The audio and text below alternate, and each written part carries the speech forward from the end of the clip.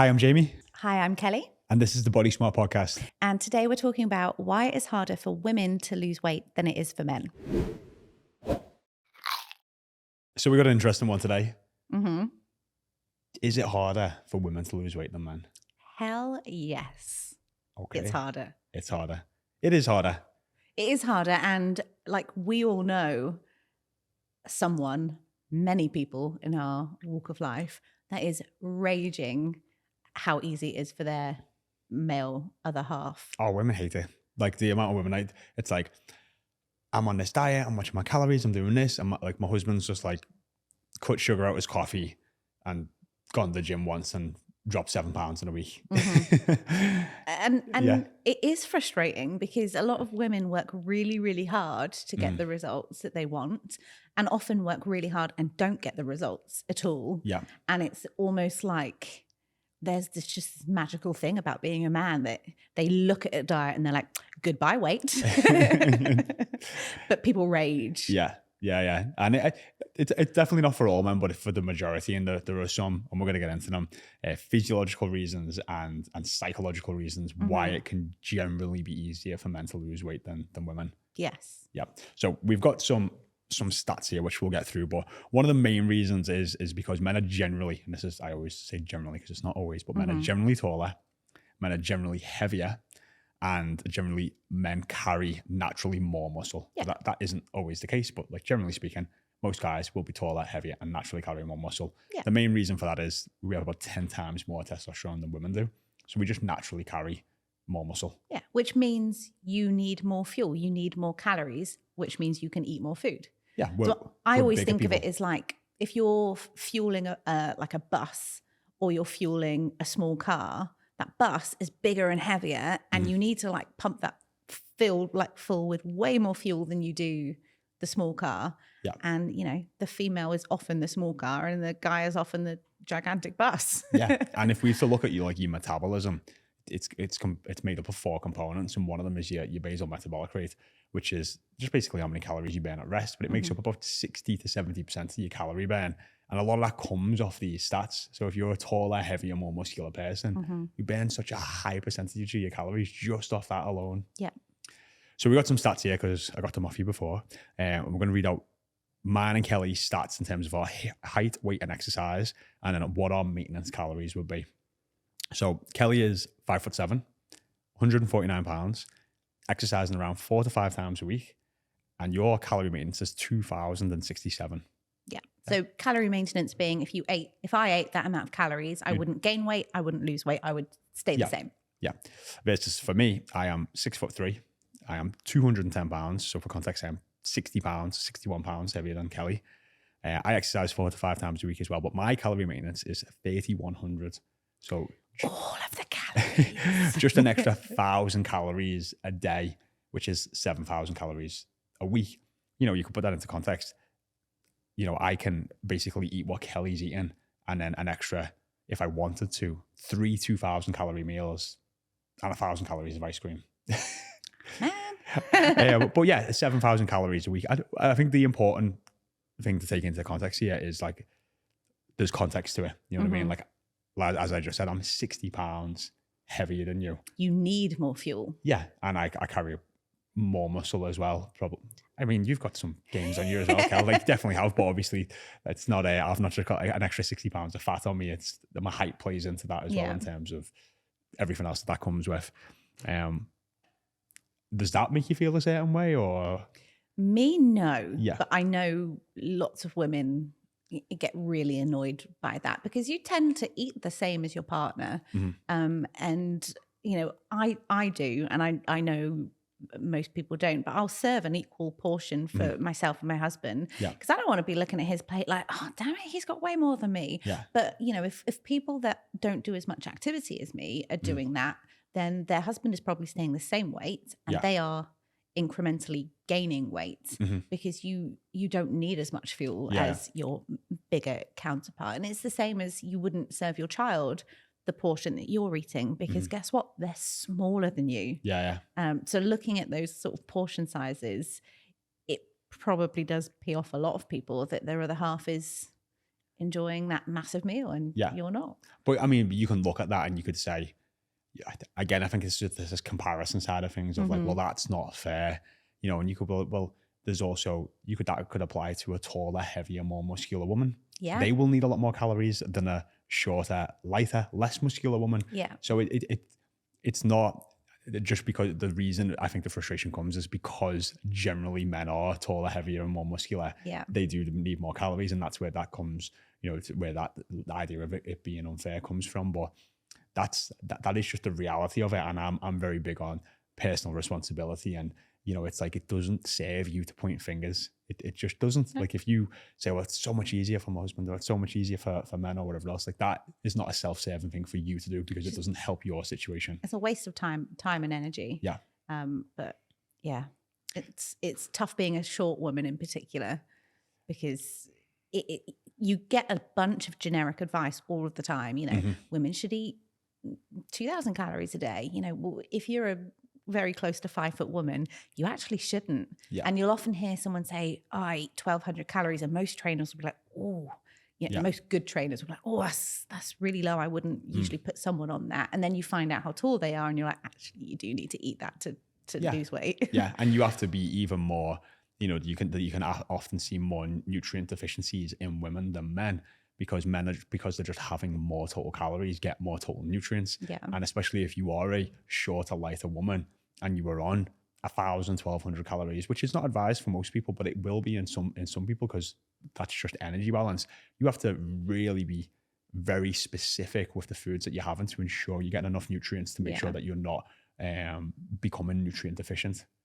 Yeah. But you come in a cute little package. So yeah, they're some of the physiological ways, and we've got a calculator over on our website, which can help you work out whether you want fat loss, maintenance, or to build muscle. And again, it's going to ask for your age, height, weight, activity levels, so we can actually understand what that number looks like. There's some of the physiological reasons, but there are even more for women. So we've got your menstrual cycle. Yes. Which can have a huge impact. We've got polycystic ovaries, which I think affects either 1 in 8 or 1 in 10 women. Is it? Yeah. Wow. Endometriosis, which is the same, around 1 in 8 and 1 in 10 women. We've got pregnancy. You've got everything that goes on prenatal, postnatal, and in between. And then you've got menopause, which is obviously every woman is going to go through perimenopause and menopause. Yeah. So they are some really considerable things that can have, which are a part of your physiology as a woman, that can make it much harder to lose weight. Yeah. So the first is your menstrual cycle. How do you see this affecting women when it comes to lose weight? Hormones rule the world. Yep. And obviously at different points in your cycle, you have fluctuations, and, you know, just before your ovulation, your estrogen spikes, which means you feel fuller and more content on a certain amount of food. So you don't eat as much, typically, generally at that point in time. And everybody is different, but that is the general rule. And then near the end of your cycle, in your luteal phase, before you go into your having your menstrual cycle, your period, your estrogen drops, and you feel hungrier and less satisfied, and those really intense cravings kick in. So, you know, it's hard to manage your food intake when your hormones are up and down, and that is dictating how hungry you feel. And that's a very real physiological response. That is not just a psychological response of, I'm having my period, you know, I need to cozy up with a big bar of chocolate. That's a physiological response in your body. And that happens every single month. So, you know, a number of times every single month, your hormones are fluctuating, and it dictates how much food you want to eat, which definitely makes it harder. For sure. You know, we don't have a menstrual cycle as men, speaking. You lucky ducks. Our hormones are quite stable throughout the month. Then we've got polycystic ovaries, you know, and it affects, you know, like I think it's either 1 in 8 or 1 in 10 women. And it's variant. Like, I think there's a variant degrees of like how severe your polycystic ovaries can be, but this can have a dramatic impact on your basal metabolic rate, which, as we said a little bit earlier, makes up about 60 to 70% of your metabolism. So it's huge. So yeah, you know, this could mean that you now burn considerably fewer calories just on a day-by-day basis. So that is, again, is going to have a significant impact on trying to lose weight, because you might have to be even more, like, your calorie intake might have to be even lower just to get yourself into a deficit. Yeah. So we've got a lot of things going on sort of hormonally, and which you just, guys are, much more steady state, whereas we're up, down, here, there, and everywhere. So I mean, the guys are definitely all over the place, but it's probably not because of the physiology. Pregnancy, which is a big one and something that you've just personally gone through. How has this affected even just maintaining your weight or losing weight? So where I carry weight has changed for me. And you said to me just yesterday, I want to lose 5 more pounds. And you're like, do you need to lose 5 more pounds? Yeah. It's just the way that my weight is distributed now that, I would like to lose a bit more fat on my lower tummy.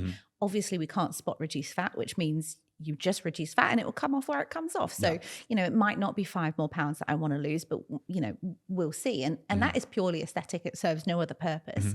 It was really important for me to lose the weight because my knees were hurting like hell. Right. And I gained a lot more weight than I thought I would during pregnancy. And how much weight did you gain? 55 pounds, 59 pounds, something. And do you know what like the normal is? So it's not a lot. I think usually up to 30 is the norm, and that's the upper end. But it depends, pregnancy and hormones impact different people in different ways. So for me personally, I just felt incredibly nauseous all of the time. And, I wanted to keep working. I wanted to keep living my life. So the only way to stop the nausea, that feeling of I want to be sick, was to eat. And, I knew afterwards I could lose the weight, and I was actually a little bit excited about it because I've never really been on a weight loss journey. And I knew it would only bring me closer to my clients and help me speak the language a little bit more. And it not just being sort of educationally based. It's, I've personally been through it myself now. So I wasn't upset about that. And I had a few health issues, which sort of set me on bed rest and the like, and I couldn't actually walk. So there were a lot of challenges just through that pregnancy. And, 2 other women on our team were pregnant at the same time, and they had hugely different pregnancies. So just within the 3 of us, we all experienced something, really different. And that's why no generic advice is beneficial, because we're not generic, we're not averages, we are real life people with different experiences. So that was sort of the impact for me. And then that process afterwards of losing weight, I was in no rush.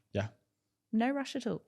And then I got coached by the lovely Anna, who did help put a rocket up my bum, because you do get into that phase of like just complacency. And although I was in no hurry, I do actually want to get it done. So, having a coach was hugely beneficial for that purpose. It's really hard to manage everything post-pregnancy because, you've got a little gremlin to look after.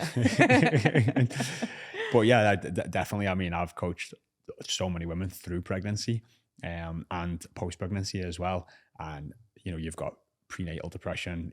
I had lots of ladies who also were feeling nauseous or went through weird cravings of different foods, or where they couldn't stop eating, or felt like they needed to eat to stop them feeling sick, or they could only eat like certain foods. So it's just lots of different experiences with lots of different women. And I think the the message I was always trying to get across is just not judging yourself too much. Like you're doing the best. And I think something that a lot of people forget is when you're doing your best, it's hard. Like when someone's like, I'm doing my best, it's like you are trying your hardest at that point. Even if that looks very different to what it was a few months ago. Like your best will differ day to day, month to month, situation to situation, when you're pregnant, when you're not pregnant. Like your best looks different.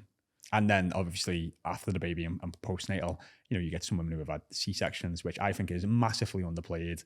It is a massive surgery. And it's like, oh yeah, don't drive for like 12 weeks. And they just get in the car and go to the shops. And it's just like, it's such a huge surgery. So you've got that, you've got a baby, there's postnatal depression. There's so many different things that can come in. And the pressure to snap back, as those words go. No. And it, so there's all of that but we're not getting into the psychological side of things here, but just the physiological reasons that make it so much harder to continue to lose weight after pregnancy. And people do that multiple times. Not me.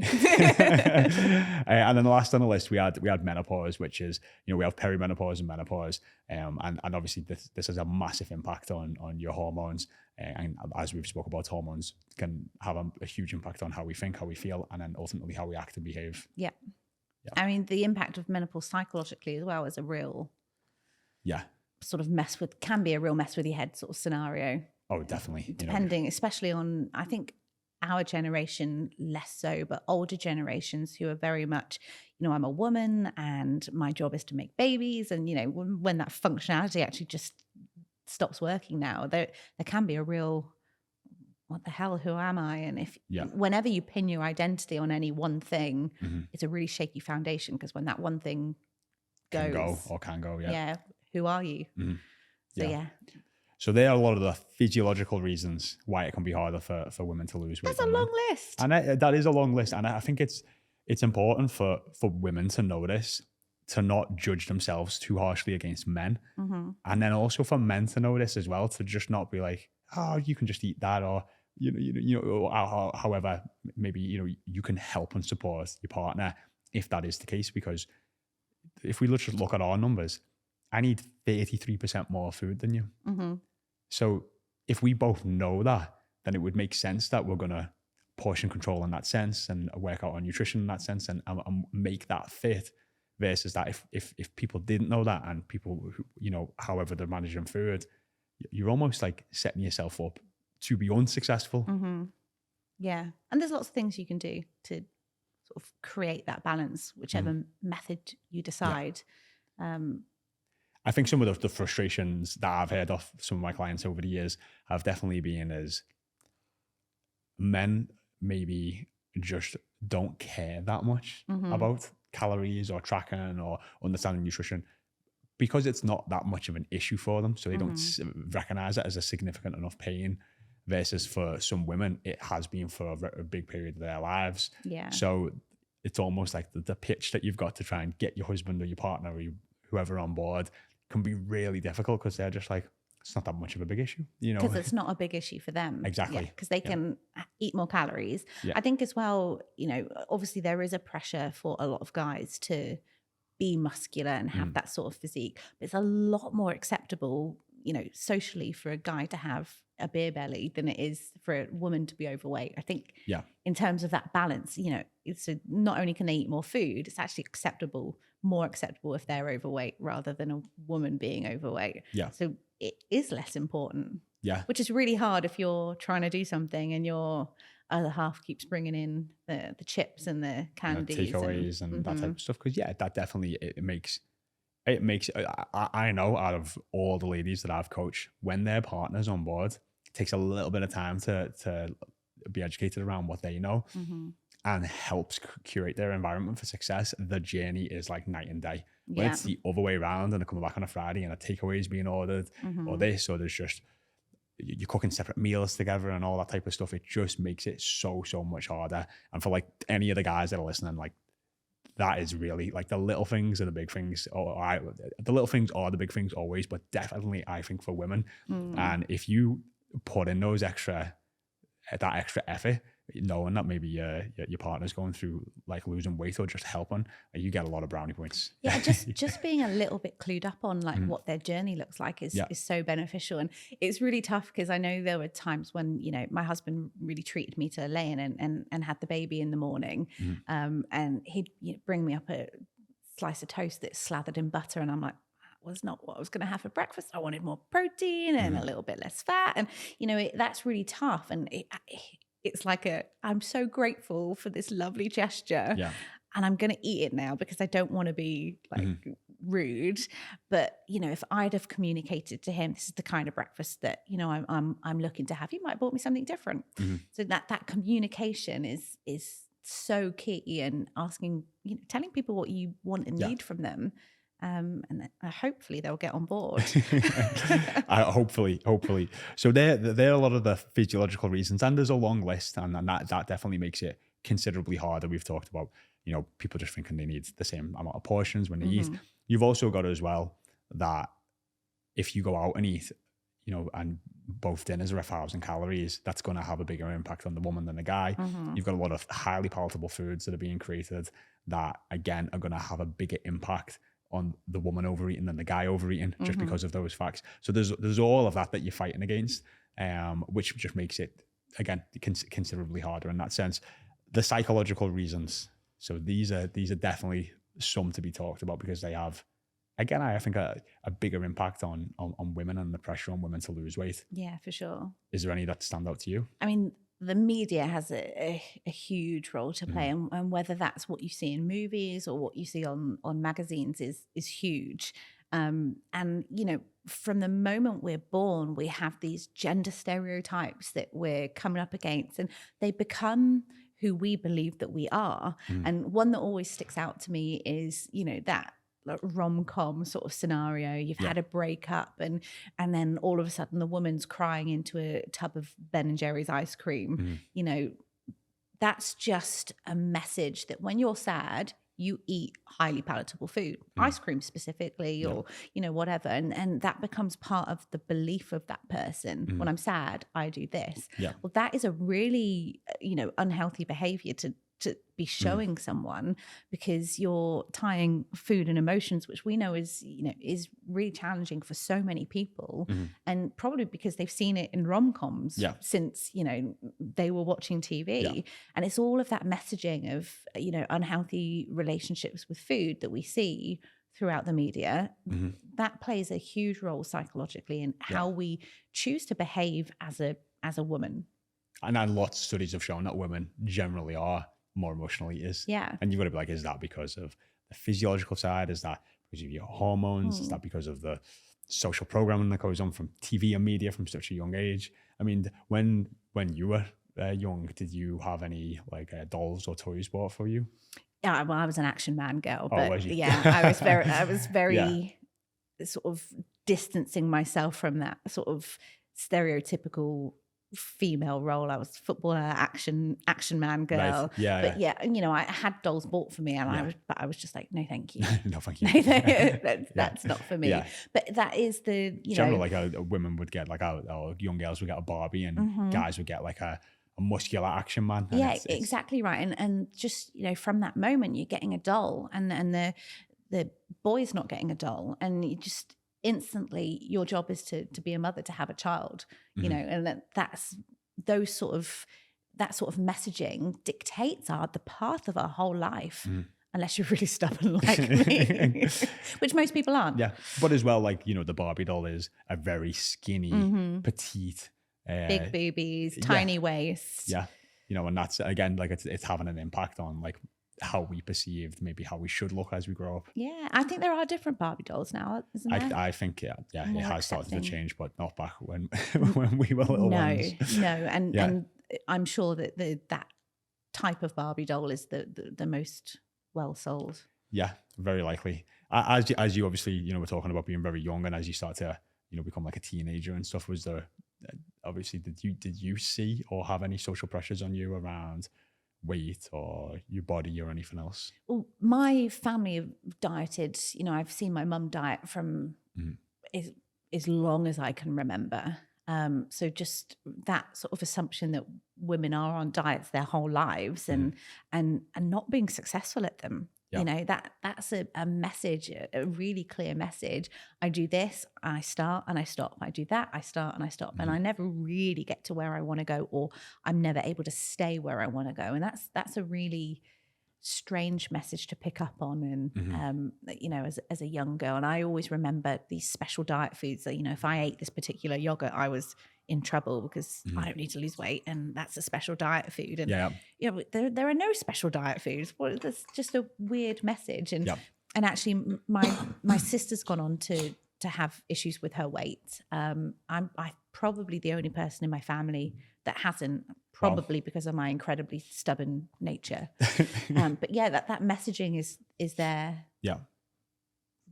As long as I don't remember a time that there was not a women spend their lives on diet message. Ever. Did you have any social peer pressure at all when you were growing up?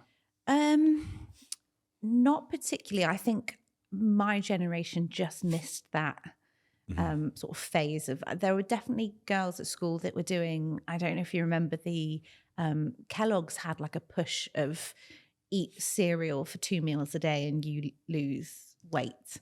I vaguely remember this. Yeah. So there were a few girls doing that sort of thing. You know, I ran in the sporting circle, so performance was always the top priority for me. But I know that that is not the case for, just because I was displaying more sort of manly, boyish characteristics and interests, I was lucky enough to avoid more of that stuff. But it was certainly around.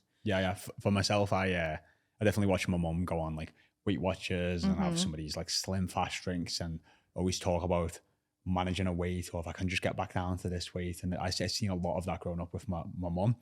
But then as I watched my 3 younger sisters grow up, they had gained a little bit of weight through their teenage years, and just the stress and the turmoil and the pressure that they would be putting on themselves to look a certain way, and how self-deprecating they could talk about themselves as well was difficult as a brother who would look at his 3 younger sisters and think they're all beautiful, and why is this like such negative, nasty vocabulary coming from about how they feel about themselves? I was like, it was shocking. And like watching my mum almost like counsel them before they'd go on a night out, like, this doesn't fit me, I feel fat, I feel this. And it was just like, wow, like where's that come from, you know? But that is that feeling and that monologue is on them. You know, you saw that bit before they go on a night out. That's something they feel every moment of every day, and it's all consuming. And you know, when we coach these women that have been doing this for decades, they have felt that way for so long that they almost can't see another way. And that freedom when that weight is lifted off of their shoulders, where you know, you just pack a suitcase to go on holiday knowing that you can just throw on whatever and you're going to feel comfortable and happy and confident in it. Like, that's such a different scenario to like worrying about what you're going to wear, worrying about fitting into the plane seat, worrying about what people are going to think of you and how you're going to be judged on the beach. Like, that's just, that monologue that creates is all, like, some of the things women say to themselves is awful. Oh, we crucify ourselves. We speak to ourselves worse than we would ever speak to anyone else. And definitely like women in particular. Like I know I will beat myself up over stuff worse than anyone ever will, you know, and that's not just to do with like how I look. That's very much to do with just everything, everything to a degree. And I'm definitely working on that and getting better. But yeah, I've had a lot of clients. Susanna, who was actually the top of our website video for a long time, one of her main motivations for changing and to seeing a change was she found herself like every single morning looking in the mirror, like saying some really nasty self-deprecating things, but saying them out loud. And she's got a little 2-year-old, or had a little 2-year-old at the time, and she would end up being in the room and she started seeing some of that, and I think it just kind of hit home. Like, I cannot be speaking about myself this way in front of my young daughter. She cannot go through like what I'm going through and how I'm feeling. It's a modeled behavior, isn't it? And that's how my mummy speaks, and so that's how I speak. And you do see that. So like, that was her motivation. Like, this has to change. And I need to rework or to figure out what needs to happen in order for me to get in a healthier place, both physically and mentally. And it's powerful. And you know, I know better. You know, this is my job, and you know, this is the bread and butter of what I do as a coach. Like, I love talking about language and the power of words. And even still, I will say things with my daughter, and I'm like, I just outright say, I'm sorry, I didn't mean to say that, and I will say something else. And you know, it can be anything from sort of, good girl, you finished your food, you finished your meal, and I'm like, we don't do that. We don't say that, Lottie. I'm really sorry. I didn't mean that. Like, well done for being patient and sitting so nicely at the table. Like, you know, you really have to watch what you're saying, because everything you say, you know, is building a picture and building a story and a truth that person will go on to believe. And you know, language is so important. And for girls in particular, if if a little girl and a little boy walked into a room, the things that someone would choose to say to each of them would be different. And often for the girl, it's about what she's wearing, about what she looks like, what her hair is like, from the moment they are tiny. And, you know, that's really difficult to undo, because what else do you say? What do you say to the boy and what do you say to the girl? And it really should be the same.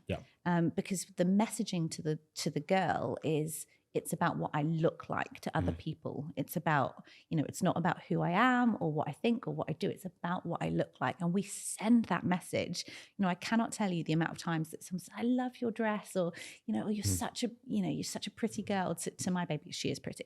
But, when that's all she hears, that starts to be her character. That's what she believes is important. And I am that mum. I'm really anal and I correct people all of the time.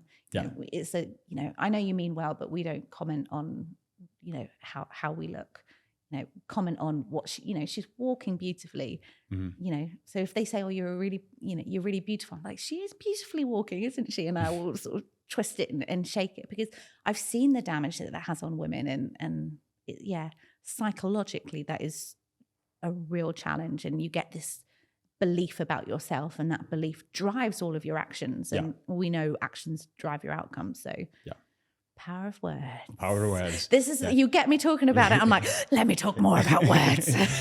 I mean, I think I've said this, I try not to say it on literally every podcast, because it is such a powerful quote, but it relates to pretty much everything when it comes down to beliefs, which is we question all of our beliefs except the ones that we truly believe, and the ones that we never think to question. So people all question this belief and that belief, but then there's just so many that you never think to question, or ones that you just truly believe, like you believe them to be true. And that can happen from a very young age. You can have these very fixed beliefs. You can even believe you're an open-minded, you've got a person, you've got a growth mindset, but you will still have a structure and a foundation of firm beliefs that are so ingrained in who you are and who you believe you are, that you're not even aware. You're not even aware, and that is sometimes we just have to start questioning almost everything if you're not acting and showing up in a way that feels true to you and feeling at peace. Yeah, and actually it's a really interesting way to live when you open your mind up to those alternative things. And just an example, I downloaded an audiobook the other day, knowing that I would not agree with half of it, but having an open mind. I'm sort of thinking you won't change my mind, but I really want to hear what you're going to say, because I believed in some of the concepts they were talking about, and I didn't, my belief in the other concepts was not there, but I wanted to hear it anyway, because if you are really fixed in that belief, then you can never grow and adapt. And even science is wrong. Like science is getting proven wrong all the time. So, if a scientific fact can be proven wrong, then what you think can also be proven wrong. And if you're not willing to look past that and grow, you won't grow. You stay. We're not meant to stay as humans. We're meant to grow and develop, and that's part of how we stay happy. There's if you're not going forwards, you do really feel like you're going backwards. Like we are always, we want to set like a mountain to climb, and then we want to be able to climb that mountain and enjoy the process and the journey. And then when we get there, it's great to stop and smell the roses, but then we equally do need to set a new mountain to climb. And it's that pursuit of continually improving and getting better, which can really give, at least I believe, and this is a belief, can give our life some real meaning to keep moving forward and prosper. And enjoying the struggles is like part of like I was watching my daughter play that game where you put shapes into holes, and it's just the epitome of a growth mindset, and how we sort of that diminishes usually as we get older, because you want to prove yourself and you want to be successful. But she has so much fun. She enjoys the process of not being able to get that in the hole. And, that struggle, because when she finally gets it in, it feels amazing. Everyone's got to clap and cheer. And it's fantastic. But she's enjoyed that process. And that's very much what we teach people on their journey to being healthier and happier. And whether that's fat loss and the habits they build around that. You don't just enjoy it when you get there and you've achieved your goal. You enjoy the process of learning and growing, and sometimes it being difficult. I think a lot of people don't know that they should enjoy it. Which is a real part where you're missing out on. Like, it's like, if you're looking to lose weight, a lot of people just want the destination. They just want the outcome, which is, I want to lose 50 pounds. Like that's what I want. But if you can learn to enjoy the process, enjoy the habits and behaviors that are going to allow you to become a person who can lose weight and keep it off, and fall in love with that, it is literally just a matter of time until that happens, until that you achieve that outcome. And if you don't learn to do that, I hate to break it to you, you're going to get 50 pounds down and be like, oh, I'm still not happy. Yeah. What now? Yeah. Yeah. And that does happen. So we've got on here today, we've got some very real physiological reasons that make it harder for women to lose weight. And we've got some very real psychological reasons to lose weight. Any advice for any of the women listening or ladies listening? I feel like I always go back to the same bits of advice, and basics always do it best. You know, don't compare. It gets you nowhere. It's a waste of time and energy to be comparing yourself to other people. You know, you compare yourself to who you were yesterday.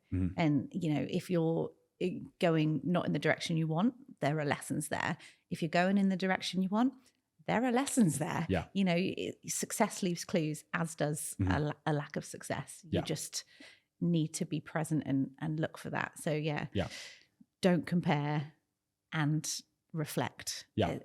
Which I say every podcast. Because it's very important. For me, it would be similar on your vein. You know, ladies, definitely don't be comparing yourself to your partner or to guys, because there is a very vast physiological and psychological differences there. But equally in the same breath, make sure that you are taking personal responsibility and accountability for your actions.